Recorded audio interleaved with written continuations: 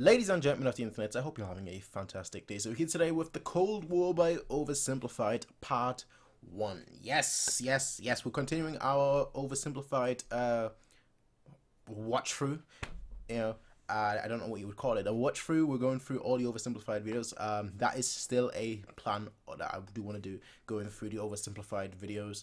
The Cold War though. Let's talk about the Cold War. I like the Cold War. Well, is it odd to say that you like a war? Alright, I like what the Cold War represented, although I would be scared if it happened today. That's a better way to phrase it. So what I like about it is what it represents. Essentially, it represents, or I guess you could say I dislike, but I respect how it was handled. So what I like is that it just showed what... I need to be careful with how I'm phrasing that, because I don't want to come off as someone that is like...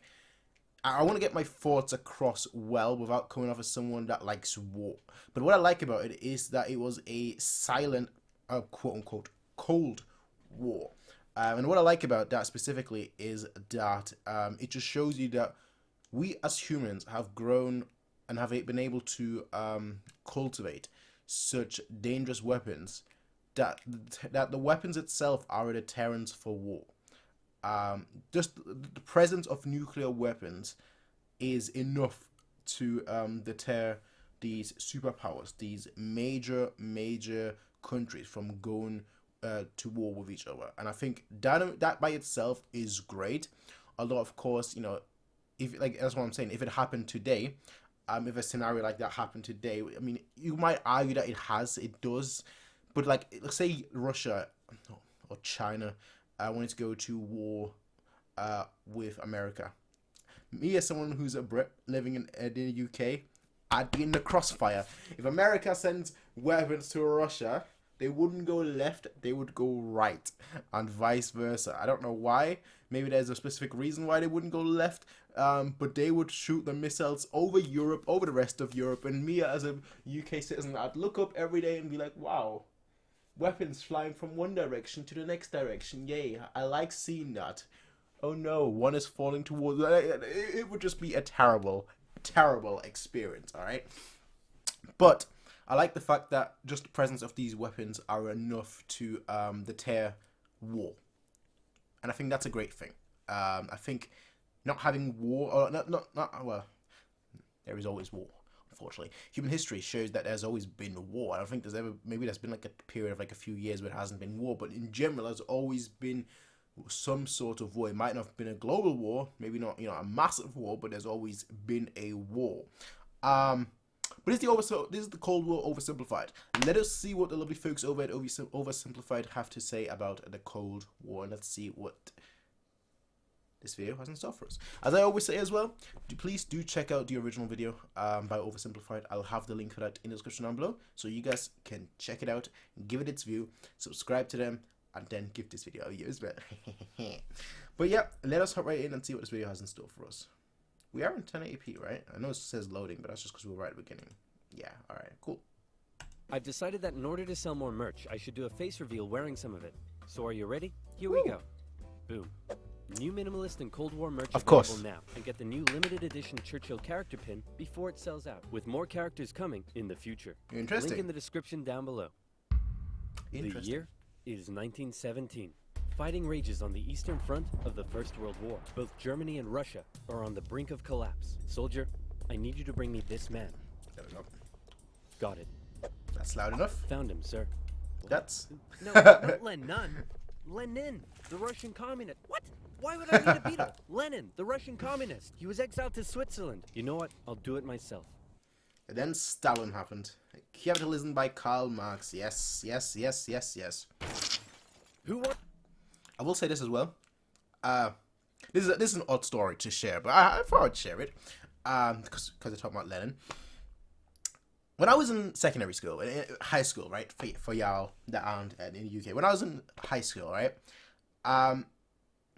I had like a bet with my teacher. It was my science teacher. It's not a long story. Just bear with me for a second. I had a bet with my science teacher, and it was basically a very simple bet. Like, if I got certain grades, they would let me teach whatever I wanted to teach at the last day after the exam. There was like supposed to be like there was a last revision day, I guess. Not revision day, but like a last school day after the exams happened, all right?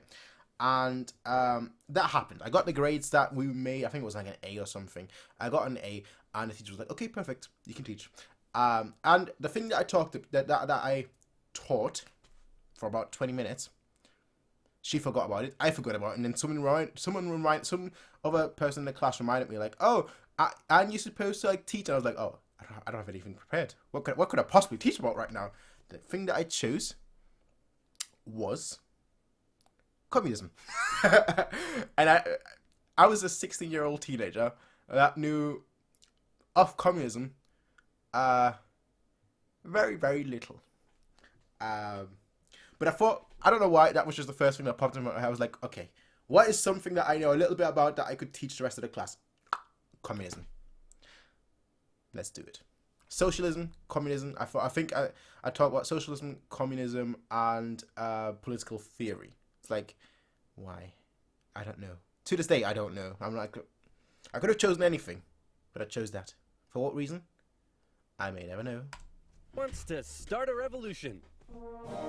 Yay!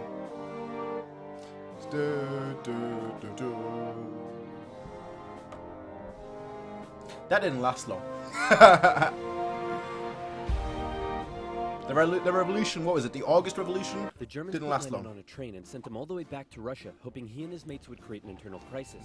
And create an internal crisis they did. The government was overthrown, and Lenin was in charge. He immediately pulled out of the First World War, made the country communist, started a 3-year-long civil war, got shot, broke the economy, caused a famine, and then he died. On his deathbed he said, "Hey man, tell whoever's in charge of giving people jobs not to let that jerk Stalin become the next leader. By the way, who did I put in charge of giving people jobs?" That would be Stalin, sir. Screwed. Stalin was a rising force in the Communist Party. He still had some opponents, but conveniently, all of them were arrested or disappeared. So that was lucky. And so Stalin took over. He implemented his 5-year plans, which transformed the country from an agriculture-based economy to an industrial one. And like Lenin before him, he reigned with terror. Anyone who dared criticize or oppose him would either be killed or left to rot in the horrendous Soviet work camp. Uncle Then Joe, as a they short man called with a silly him. mustache tried to take over the world, punched the Russians all the way to Moscow, and then the Russians, with some help from their faithful ally, the Winter, punched them all the way back to Berlin. At this point, being allies, America, the UK, and the Soviet Union were good chums. They held a couple of conferences near the end of the war to decide what would happen Uncle next. Joe. Stalin, after all your trials and tribulation, you must be pretty happy to be standing here in Berlin. Tsar Alexander made it all the way to Paris. Hey, just give me a second. This guy's Hey dangerous. man, I think something's up with Stalin. Yeah. I know, right? What should we do? Shall I tell him about the bomb? Yeah, tell him about the bomb. Show of power. That will scare him. So, we got this crazy new big A-bomb that can destroy an entire city in one go. Yes, my spies told me already. Oh wait, I meant to act surprised. Wow, that's amazing. He already knew. How? He's got spies. Am I sure I want to send nuclear secrets via unsecure public coffee shop? Is that the Am I ever? sponsor tie-in? Dude, use a VPN. And speaking of It VPNs, is. if, like me, I had a you feeling take that was a internet safety sponsor seriously, tie-in. then you need NordVPN. NordVPN. NordVPN hides your online activities from outside intruders. I tried a few preventing VPNs anyone from myself. stealing your personal Never data found and any stopping that, your service provider selling your data to advertisers. that I With stuck over with. There are a 5,000 few that servers I in could use 62 for like a countries, year, it and allows then you to it's like, surf the net anonymously and not good securely. anymore. And it's simple to use. With just the click of a button, you can connect to a server halfway across the world, even allowing you to access streaming services Just from too that slow. specific territory. Say, for example, you wanted to watch a certain oversimplified video that for some reason has been blocked in your country. With NordVPN, you Speaking of can. Russia. It works seamlessly across PC, mobile, and tablet. Go to nordvpn.com/oversimplified to get an amazing 75% off. That's Allow just them their sponsors, $2.99 alright? per They need month to make with some an money as additional well. month free for a limited time. I've got no issue with that's that. nordvpn.com/oversimplified, don't like it, just give me a few also in the seconds for my description video. box down below. Now where were we? Oh yeah. Does the A stand for atomic or ass? Then America dropped their big A-bomb on Japan, and World War II officially came to an end. Yeah, Hooray, that was a we real won. show of power. Okay, so now it's time to establish the New World Order. Stalin, you're in charge of Eastern Europe. Now, we want you to let them all hold elections. Oh yes, No. of course. Elections. And these elections will be free and fair, right? Oh yes, certainly. Free and fair. Definitely free and fair. Communist, communist, communist, communist, communist, communist. If that's not free and fair, I don't know what it is. Throughout Eastern Europe, Soviet puppet governments were established as a buffer zone between the USSR and the West, with Churchill proclaiming an Iron Curtain had descended across the continent. The relationship between the old allies was deteriorating fast. Over the next few years, the British intervened in the Greek Civil War to prevent a communist takeover. In Turkey, the Russians began demanding more control of Turkey's sea access routes, which prompted the US to send their largest battleship to Turkey for a friendly visit. After World War II, Iran was now occupied by both the Soviets and the British, with an agreement. It's crazy how World War II was supposed to be the end of a war, but all it really did is just start another few clashes. As I said, the nature of humankind is to go to war. Regardless of what we may aim or strive to, or even if we do aim and strive to be better than we are currently, the nature of us is just simply to go to war. For the tiniest squabbles, we'll go to war. For the tiniest issues, we fight each other, we kill each other. It's just the nature of humankind. Is it ever gonna change? I don't see it happening. Although I do think, if you try, basically humankind is tribalism.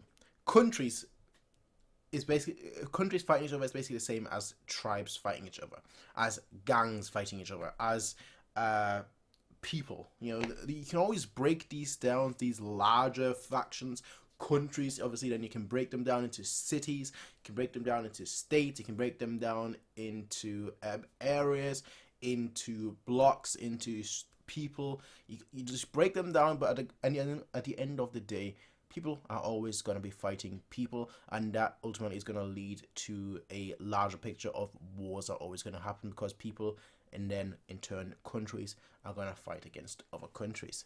Just the nature of humankind, which I don't think is ever going to change, despite how much we try to be pacifists in this world.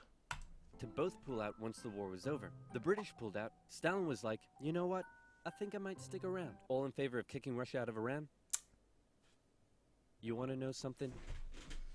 You guys suck. Pressure from the UN forced the Soviets to leave, and with the establishment of NATO, the Soviets had no doubt that the West was out to encircle and destroy them. And America announced the Truman Doctrine, in which they basically said, those guys are not cool, cannot be trusted, and we will do everything we can to prevent the spread of communism around the world. Many viewed this as the official declaration of the Cold War.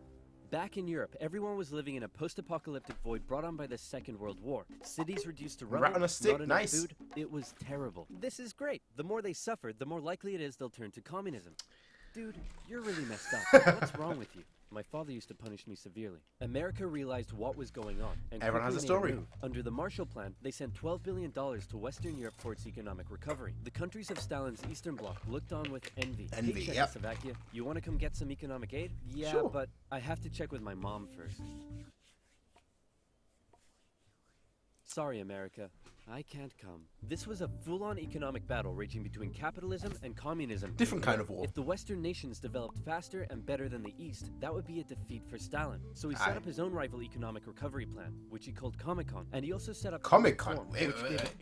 Really? Cominform. Okay, I was going to say Comecon? Set up his own rival economic recovery plan, which he called Comecon, and he also set up Cominform, which gave him more political control over the Eastern Bloc. But nowhere did this economic battle rage harder than in the city of Berlin. Caught over 100 miles behind Soviet lines, the city had been divided up between the Allies, and the western segments were still under Western control. East Berliners could travel freely to West Berlin, see the economic prosperity, and think, maybe this communism thing ain't so great after all. I'm gonna have fun tonight. And then the war happened. You're home, right?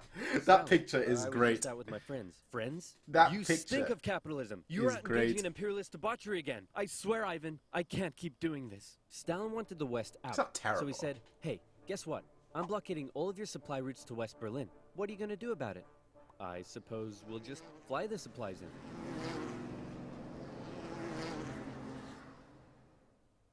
All right, Truman. You win this round. The Berlin Airlift was an incredible undertaking. Ich bin ein Berliner. For the Western Allies, and Stalin ended his blockade of West Berlin. His aggressive actions worried the Obviously, West, we're still many but not years as away much from as that. This did. The Soviet Union had developed their very own atomic bomb. The USA no longer had a nuclear monopoly. The world now knew that if a major war broke out between the two superpowers, it would be more destructive than anyone could imagine. So it was comforting when Stalin came out and said that war between the Soviet Union and the West was unlikely. Oh, wait, inevitable. He said it was inevitable. Hey, you know who I haven't checked in on in a while? My good friend China. Whoa, what happened to you? What happened to them was a full-blown civil war that had been going on since 1927. The People's Liberation Army, under the leadership of Mao Zedong, successfully defeated the Republic of China, who fled to Taiwan. The now communist China and the Soviet Union signed a mutual defense treaty. This was terrible news for the West. But wait, there's more. After the Second World War, Korea was divided along the 38th parallel. In the north, the Soviets set up a communist regime. In the south, America set up an anti-communist regime. Both were led by very sweet-looking old men, but don't let that deceive you. They were both ruthless dictators, and both dreamed of reuniting Korea under their own regime. Now that he had the bomb, Stalin was feeling a little more cocky, and he finally gave Kim permission to attack. The North launched a surprise invasion of the South on June 25th, 1950. The war still is not ending. The North Koreans steamrolled through, taking Seoul in just 3 days and replacing one ruthless dictator with another.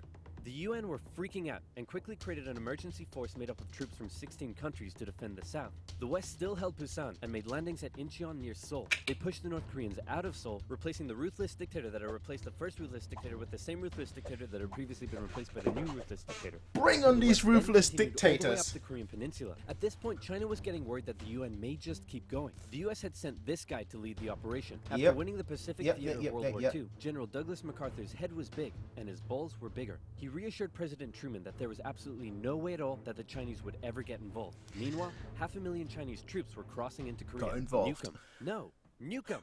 No.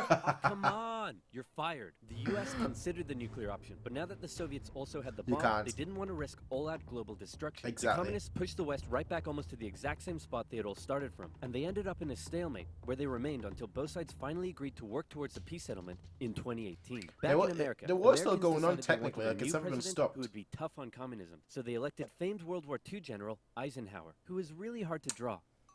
It's 1953. Hey, Stalin, enough. how you doing? Oh, he's dead. He had a cerebral hemorrhage, and his reign of terror kinda came back to bite him in the ass, because he had imprisoned all of his best doctors, and those that were left were too terrified to treat him. The new leader, Nikita Khrushchev, called a meeting and said, "Hey guys, you know how Stalin was imprisoning and murdering us all for doing basically nothing? Yeah, he was kind of a jerk. I'm really not sure how this is news to you." Khrushchev went on a campaign of Destalinization. Statues of Stalin were taken down, Stalingrad was renamed, and Khrushchev announced that he wanted the Soviet people to be happy and would allow greater freedom in the Soviet Union. So how did that work out? Well, an uprising in East Germany was brutally suppressed, a revolution in Hungary was brutally suppressed, and demonstrations in Poland were brutally suppressed. Although he did finally allow some mild reforms. Back in the Soviet Union, he permitted more cultural expression, but then began banning stuff based on his own personal taste. Modern art looks like a child urinated on a canvas. Banned. Jazz music sounds like the feeling of needing to fart. Banned. Your poetry is really depressing. How could anyone in the Soviet Union be depressed? You're banned. Khrushchev I was sad and now I'm glad. But not like that. Or that. Or that. Young people began enjoying abhorrent Western pop culture. I love the West. Son, remove that disgusting imperialist apparel at once. Shut up, Dad. You can't tell me what to do. Well, would you look at that? Turns out he can tell me what to do. The West had initially liked the Oh, really? That's how it was. The world events soon soured relations even more. The two sides were spying on each other a whole lot throughout the Cold War. The KGB had spies and informants in nearly every aspect of Western life and government. So much so that whenever the US tried to send spies into the Soviet Union, the KGB were usually ready to arrest them on the spot. Members of the Manhattan Project aided the Soviet Union in acquiring the bomb. Some American officials believed they were on the wrong side. I'll sell you 3 secrets for $5 million. Okay, go ahead. The Allies are digging a tunnel under East Berlin to tap your communications. For that kind of money, at this address in Moscow, and sometimes when I'm home alone, I like to put on my wife's dresses, sit in the corner, and cry for hours. Very interesting. In America, fear took hold during the Red Scare and the McCarthy trials. American values imploded as fear of communism collided with freedom of thought and expression, and communist kind of became a buzzword thrown around to just... That right there. That right there. Freedom, well, it's not quite. Freedom of thought and expression. ECHR, Article 10. European Convention on Human Rights, Article 10. I always have that written there. I always had that written there. I'll always have that written there. Communism collided with freedom of thought and expression. trials. American values imploded as fear It's of perfect. communism That's collided on with screen freedom and of it's thought on and there. expression. It's just communist kind perfect. of became a buzzword thrown around to describe anything people didn't like. Hollywood? Communist. Your next door neighbor's dog? Communist. When the grocery store cashier asks if you need a bag when you clearly can't carry 10 tubs of baconaise in your hands, communist. But one area in particular where the US had an edge over the Soviet Union was in its espionage technology. In particular, U-2 spy planes flew across Russia carrying out surveillance from the skies. There was a nasty incident in 1960 though, when one was shot down and Khrushchev was furious. Who the hell is this? He's a high-altitude weather enthusiast who flew off course. Okay, that's weather enthusiast. Wait a minute. Why does he have a gun and a poison needle? Because he's a Junkie. very naughty high-altitude weather enthusiast. But much to America's concern, the Soviet Union appeared to be ahead in the space race. Everyone freaked out when Russia launched the world's first satellite, and then they actually sent a man into space. Even worse, there also appeared to be a missile gap in the Soviets' favor, and Khrushchev was so confident that he even allowed the US to set up a technology exhibit in Moscow, attended by a certain Vice President Richard Nixon. Check this out. We have color TV. Yes, but we've been to space and can obliterate you with our massive nuclear arsenal. Check out this vegetable peeler. Tensions increased further when both sides upgraded their atomic bombs to hydrogen bombs. And after West Germany was allowed to join NATO in 1955, hydrogen bombs. You see how crazy it is? We go from a nuclear bomb to a hydrogen bomb. Ultimately, you know, we go to much larger bombs. I mean, shoot. The bombs that were dropped in World War II are not even comparable to the bombs that we have nowadays. You look at something like the Zab bomber. It's like 50. It's like, what is it? 50 times the megatons of I don't know, damage. What do you, megatons of energy of the nuclear bomb that was dropped in World War II. It's like insanely much bigger. There's actually a website. I don't know what it's called. But it might be called something like "What happened if a nuke was dropped" or something like that, right? And like you can like click on your city essentially, and then like see how big the impact would be, including the nuclear fallout and whatnot, and the shockwave of what would happen if a bomb was dropped. You can then select which bomb you would like to have dropped on your city to see how big the impact was. So I was like, all right, if a bomb was dropped on London, how would I, someone that isn't in London, someone that's in Manchester, how would I feel about this? Would I be hurt? Would I be damaged? Would I be in trouble? The answer is yes.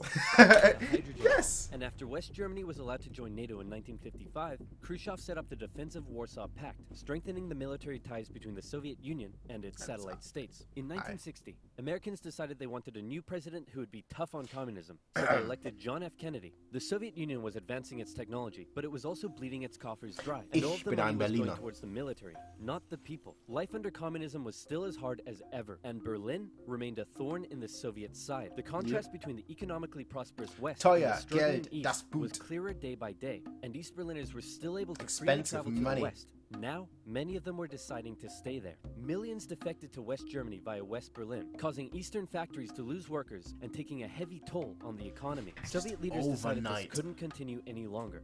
First, Khrushchev tried this: leave West Berlin, or else. Or else what? Or else, I'll be really mad at you.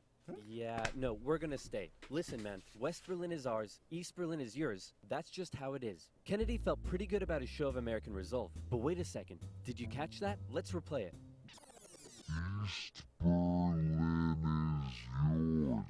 Okay, it's ours. Kennedy just told Khrushchev that the USA wouldn't interfere in what the Soviets did with their section of Berlin. So Khrushchev came up with a new idea. We're gonna build a wall, and it's gonna be a big, beautiful wall, and it's gonna keep out all the Mexicans. No, say that's wrong. It's gonna keep in these Berliners. Wrong. Oh, sorry. It's gonna keep in all the Mexicans.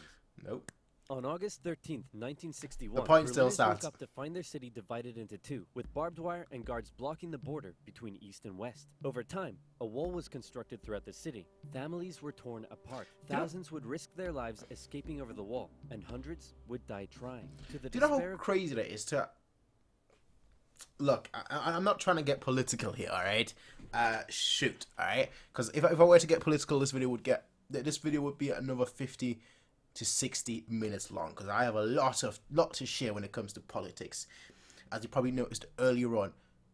But do you know how insane that is to have a wall be set up, not quite overnight, but literally not overnight, but like so quickly that people that were living in one side that quickly went over to another side would wake up the next day and be like, I can't get back. I can't get back. Families torn apart. It's crazy. It's just absolutely crazy. Berliners, the West were unable to do anything about it, but the wall did put on full display the failure of the communist system. As Kennedy When's the said, next video? democracy is not perfect, but we have never had to put a wall up to keep our people in. Aye. As part of the agreement between the two sides, US diplomats were still allowed to travel to East Berlin, but suddenly, East Berlin crossing guards started giving them the business, and Kennedy was like, nah-uh. In October, the US rolled tanks up to the crossing point at Checkpoint Charlie as a show of strength. The Soviets did the same, and the two were in a standoff. They stayed like that for 16 hours, and the world braced for nuclear Armageddon. Thankfully, though, Kennedy called Khrushchev directly and was like, hey man, this is getting way too hot. How about you back your tanks up by an inch and we'll do the same? Sounds good. Okay, how about you back your tanks up by another inch and we'll follow suit? Alright, hey, you want to do another inch? And they both very slowly inched away from the apocalypse. Phew, let's hope that's the biggest crisis of my presidency. It wasn't. JK. JK. JK. Alright, so that was part 1 of the Cold War. And I'm quite familiar with the Cold War, as you've probably noticed. As I said, when I was younger, roughly like 15, 16, I did a 20-minute lecture without knowing much about communism and socialism and political theory. All right, that was me as a 16-year-old. I've never studied politics either, so that was me as a 16-year-old. Okay. So you can probably tell that, like, back then I didn't understand politics when I was like 14. So I decided, okay, I'll read up everything that I can. On my little BlackBerry back then, I was like, okay, let me go on the internet and search up politics and learn every single political, not every single political theory, but like every single political ideology. And that's essentially, how I got into communism, how I learned about it, and ultimately how I learned about the Cold War. That's really what it boils down to. So I do know a fair bit about it. Not to the point where it's like, oh, I know, I could teach a lecture. Definitely not. A lot of the points that were mentioned here are obviously new to me, but a lot of the points that I mentioned here are also very familiar to me. But that was part 1 of The Cold War by OverSimplified. I'll see you all, ladies and gentlemen, for part 2. Make sure to give this video a thumbs up as well as subscribe. That would be awesome. But I will see you all in the next one, everyone. Until then, have a nice day. Peace out and